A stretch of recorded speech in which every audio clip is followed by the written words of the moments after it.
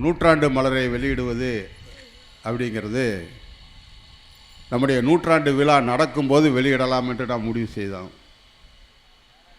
ஆனால் நூற்றாண்டு விழாவுக்காக நாம் நிர்ணயித்த நாள் கொஞ்சம் முன்னதாக மாறிவிட்டது. அந்த சிறிய இடைவெளியில் அதை வெளியிட முடியவில்லை. ஒரு மலர்குழு ஒன்று அமைத்து ஜனசக்தியினுடைய ஆசிரியர் என்ற முறையில் என்னை அதற்கு கன்வீனராக போட்டு ஒரு மலர்குழு இங்கே உருவாக்கப்பட்டது. உண்மையிலேயே கட்சியினுடைய நூற்றாண்டு கால வரலாற்றை ஒரு மலருக்குள் கொண்டு வந்து அடக்குவது என்பது சாதாரணமான விஷயம் அல்ல. நிஜமாக சொல்லப்போனால் ஒரு கடலுக்கு முன்னால் போய் கடற்கரையில் நின்று கொண்டு கையில் ஒரு சின்ன குவளையை வைத்து கொண்டு அந்த கடல் நீரை எல்லாம் கொண்டு வந்து அந்த குவளைக்குள் அடைத்து விட வேண்டும் என்று ஒரு சிறுவன் முயற்சித்தால் அது எவ்வளவு இயலாத காரியமோ அதே போன்றதாகத்தான் இந்த மாபெரும் வீர காவியத்தை ஒரு 400 பக்கங்களுக்குள் கொண்டு வந்து அடைப்பது என்பது சாதாரணமானதல்ல. நாங்கள் ஒரு பட்டியலிட்டு பார்த்தோம், எதற்கெல்லாம் முன்னுரிமை தருவது அப்படின்னு பார்த்தோம். கட்சி தொடங்குவதற்கு முன்பே சந்தித்த அடக்குமுறைகள், கட்சி தொடங்கிய பிறகு போடப்பட்ட சதி வழக்குகள், அதை பற்றியெல்லாம் எழுதினோம் என்றால் அதற்கு மட்டும் தனி மலர் வேண்டும். கட்சி துவங்கியவுடன் அது தளிர்விடும் போதே பிரிட்டிஷ்காரர் இந்த கட்சியை இங்கே வளர அனுமதிக்கக்கூடாது என்று நம் மீது பிரயோகித்த கடும் அடக்குமுறை இருக்கிறதே, அந்த கடும் அடக்குமுறைக்கு ஆளான நம்முடைய தோழர்கள், அவர்களுடைய குடும்பங்கள், அவருடைய உற்றார் உறவினர்கள் அவருடைய கதையை எழுதினால் அதற்கு 2-3 மலர் தேவைப்படும். சரி, விடுதலை அடைவதற்கு முன்பு கப்பற்படை புரட்சி எடுத்துக்கொள்வோமா, பிஎன்சி மில்லுடைய போராட்டங்களை எடுத்துக்கொள்வோமா, 8 மணி நேரத்திற்கான வேலை நேரத்துக்கான போராட்டங்களை எடுத்துக்கொள்வோமா என்றெல்லாம் பார்த்து கடைசியில் கப்பற்படை புரட்சி என்று விடுதலையினுடைய கடைசி வெற்றி அடியை அடித்ததே அந்த பிரம்மாண்டமான இயக்கத்தை எடுத்துக்கொள்வோமா என்று பார்த்தால் அதற்கும் தனி மலர் வேண்டும். சரி, விடுதலை அடைந்த பிறகு இந்தியாவுக்கு தான் விடுதலை வந்து விட்டது, நாமெல்லாம் விடுதலை அடைந்து விட்டோம், நாம் சுதந்திரமானவர்கள் என்று நம்முடைய தோழர்களை விட்டு விட்டார்களா என்ன? நாட்டுக்கு விடுதலை வந்தது, ஆனால் நம்முடைய தோழர்கள் மீண்டும் சிறைகளுக்குத்தான் போனார்கள். இன்னும் சொல்ல போனால் பிரிட்டிஷ்காரன் காலத்தில் காணாத சித்திரவதைகளை எல்லாம் அடக்குமுறைகளை எல்லாம் நம்முடைய தோழர்களும் நம்முடைய குடும்பங்களும் அனுபவித்தார்கள். அந்த கதையை எழுத முடியுமா? தமிழ்நாட்டில் மட்டும் அவருடைய கதையை எழுத முடியுமா? அல்லது மதுரையில், சேலத்தில், சென்னையில், கன்னியாகுமரி, திருநெல்வேலியில் அல்லது கோவையில் பட்ட துயரங்களை எல்லாம் எழுத முடியுமா? அதற்கும் பல மலர்கள் தேவைப்படும். எவ்வளவு பெரிய இயக்கம், எவ்வளவு பெரிய இயக்கம். விடுதலை அடைந்த பிறகு, சிறையிலிருந்து வந்த பிறகு நேருவை விட அதிகமான வாக்கு வித்தியாசத்தில் நம்முடைய தோழர்கள் வெற்றி பெற்று நாடாளுமன்றத்துக்கு போனார்களே. 62 பேர் சென்னை மாகாணத்திலே வெற்றி பெற்று எம்எல்ஏக்களாக வந்தார்களே. நாடாளுமன்றத்திலும் சட்டமன்றத்திலும் தமிழில் இங்கே ஜீவாவும் ராமமூர்த்தியும் எழுதிய பேசிய உரைகளை தொகுக்க முடியுமா? அல்லது நாடாளுமன்ற ஜனநாயகம் என்ன என்பதை விளக்கி அங்கே அதற்கு ஒரு எடுத்துக்காட்டாக நின்று ஹிரேன் முகர்ஜியிலிருந்து இந்திரஜித் குப்தா வரைக்கும் பேசினார்களே, அந்த பேச்சுக்களை தொகுக்க முடியுமா? அதுக்கு எத்தனை பக்கங்கள் வேண்டும்? மொழிவழி மாகாணத்தை மொழிவழியாக மாநிலங்களாகத்தான் பிரித்தாக வேண்டும் என்று இந்தியா முழுமையும், தமிழகத்தில் ஐக்கிய தமிழகம், சம்யுக்த கர்நாடகா, விசாலாந்திரா என்று வெவ்வேறு போராட்டங்களை நடத்தினார்களே, அதை பட்டியலிட முடியுமா? புதுச்சேரியில் உன்னுடைய கைகளில் புதுச்சேரியினுடைய விடுதலை இயக்கம் இருக்கிறது என்பதனால் நான் உறங்குகிறேன் என்று இந்திய கம்யூனிஸ்ட் கட்சியின் பெருந்தலைவர் வா சுப்பையா அவர்களுக்கு மகாத்மா காந்தி கடிதம் எழுதினாரே, அதை வைத்து அங்கு நடத்திய இயக்கங்களை சொல்ல முடியுமா? கோவாவை விடுவிக்க வேண்டும் என்று இந்தியா முழுமையும் படை திரட்டி போய் கோவாவுக்கு போய் நின்று நம்முடைய படை விடுவித்ததை, கோவாவை போர்ச்சுகீசிய மண்ணிலிருந்து, அதை எழுத முடியுமா? இன்னும் சொல்லிக்கொண்டே போகலாம், நீண்ட நேரமாகும். அதுக்கப்புறம் நம்ம கண்ணுக்கு முன்னாடி பார்த்தது 1991 இந்தியாவினுடைய அந்த பழைய பொருளாதார கொள்கைகள், வெளிநாட்டு கொள்கைகள் எல்லாம் தடம் புரண்டு தாராளவாதம் இங்கே உள்நுழைந்து கார்ப்பரேட்டுகளுடைய கைகளுக்கு கொஞ்சம் கொஞ்சமாக ஆட்சி மாறும்போது அதை எதிர்த்து நாம் நடத்திய போராட்டங்கி அது நாடாளுமன்றத்திலும் சட்டமன்றத்திலும் வீதிகளிலும் அதை பட்டியலிட முடியுமா? அதையும் தாண்டி இப்போது இந்துத்துவம் தலைவிரித்து ஆடுகிறது. ரோட்டில் வைத்து அடித்து கொள்கிறானே, அடித்து கொன்றால் தவறில்லை என்று சட்டத்தை திருத்துகிறானே, அதை எதிர்த்த போராட்டங்கள் நடந்து கொண்டே இருக்கிறது. அதை எழுத முடியுமா? ஒரு தலைமுறை விடுதலை போராட்டத்தில் பங்கேற்ற தலைமுறை அது முற்றாக முடிந்து போனது. தொடர் RNKயோடு அந்த அத்தியாயம் நிறைவுற்று விட்டது. ஆனால் விடுதலை போராட்டத்தில் பங்கேற்று அதற்கப்புறம் அடக்குமுறை காலத்திலிருந்து 9 மாதம் 9 வருடம் 10 வருடம் சிறையில் இருந்து அடக்குமுறையிலே பல்லாண்டு காலம் இயங்கி அவர்களோடு என் வயதை ஒத்த தோழர்கள் பழகி இருக்கிறோம், அவர்களை பற்றி தெரிந்திருக்கிறோம். ஆனால் நமது கட்சியிலேயே இன்றைக்கு நம்முடைய கட்சியில் கட்சி கிளை செயலராக இருந்தாலும் இடை கமிட்டி செயலாளராக இருந்தாலும் மாவட்ட செயலாளராகவும் வயதை குறைத்து 65 வயதுக்கு மேல் நீ மாவட்ட செயலாளராக இருக்கக்கூடாது, 40 வயதுக்கு மேல் நீ கிளை செயலாளராக இருக்கக்கூடாது என்றெல்லாம் நாம் கொண்டு வந்து விட்டோம். எங்கள் தலைமுறை பார்த்து பழகி அந்த தலைவர்களை பற்றி அவர்கள் கண்ணிலேயே பார்த்ததில்லையே, அவர்களுக்கு அவருடைய கதைகளை எல்லாம் சொல்ல வேண்டாமா? அவருடைய தியாகத்தை சொல்ல வேண்டாமா? அவருடைய போராட்டத்தை சொல்ல விட வேண்டாமா? அவர்கள் அடைந்த சித்திரவதைகளை சொல்ல வேண்டாமா? சொல்ல வேண்டும். சாதிய கொடுமைகளுக்கு எதிராக, சாணிப்பால் சவுக்கடிக்கு எதிராக, அடித்தால் திருப்பி அடி, வாடி என்று கூப்பிட்டால் போடா என்று சொல்லி ஒரு கர்நாடகத்து பிராமணன் போய் அங்கே ஒடுக்கப்பட்டவர்கள் மத்தியில் நின்று போராடினானே, அவன் கதையை எழுதலாமா?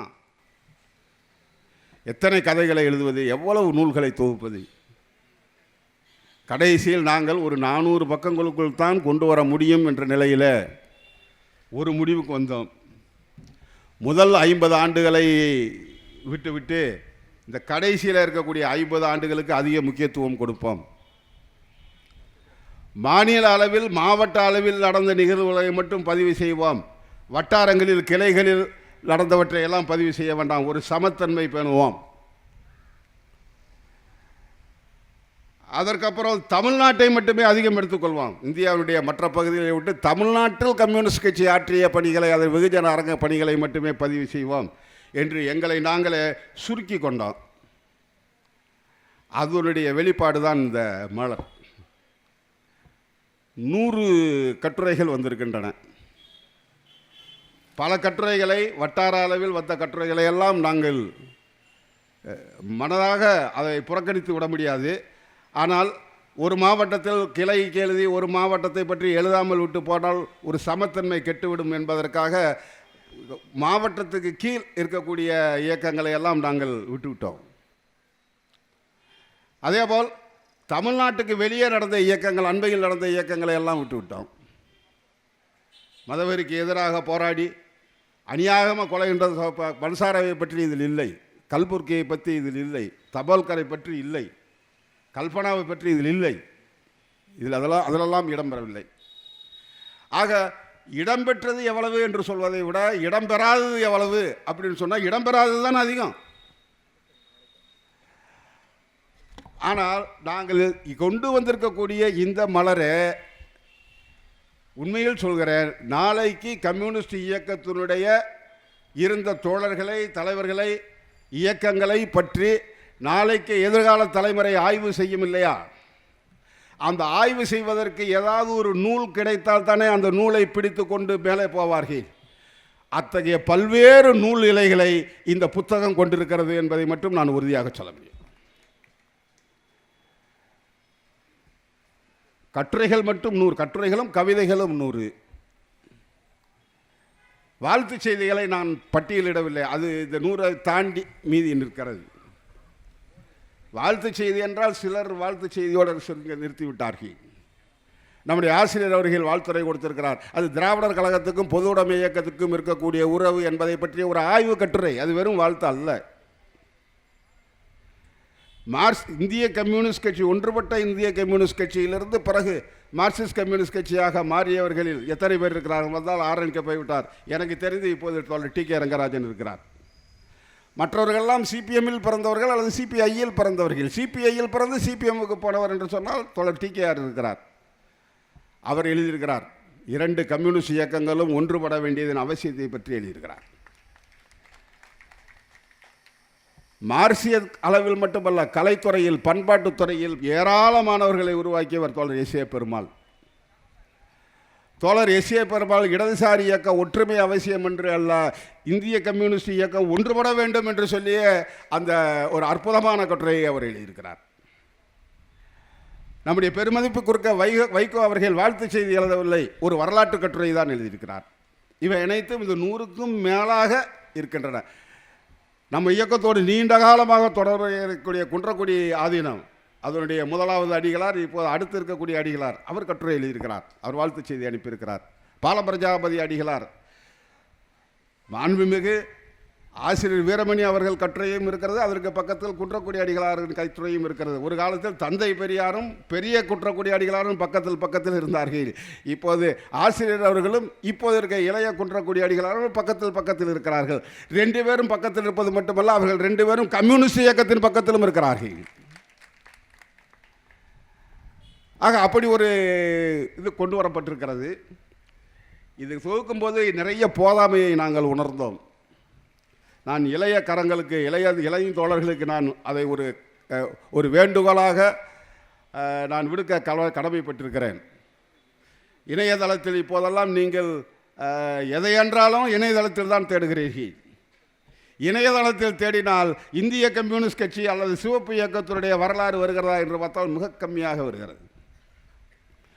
அதற்கு காரணம், நாம் அநேகமாக தமிழ்நாட்டின் ஒவ்வொரு நாளும் ஏதாவது ஒரு மூலையில், ஒரு கிராமத்தில் அல்லது ஒரு நகரத்தில் அல்லது ஒரு காவல் நிலையத்தில் அல்லது ஒரு ரெவென்யூ அலுவலகத்தில் ஏதாவது ஒரு இடத்தில் இந்த சிவப்பு கொடியை தன்னுடைய ஆயுதமாக ஏந்தி பிடித்து கொண்டு சண்டையில் நிற்கக்கூடிய, தகராறில் நிற்காத ஒரு நாள், இந்திய கம்யூனிஸ்ட் கட்சிக்காரர்கள் நிற்காத ஒரு நாள் ஒரு வருடத்தில் இருக்க முடியுமா?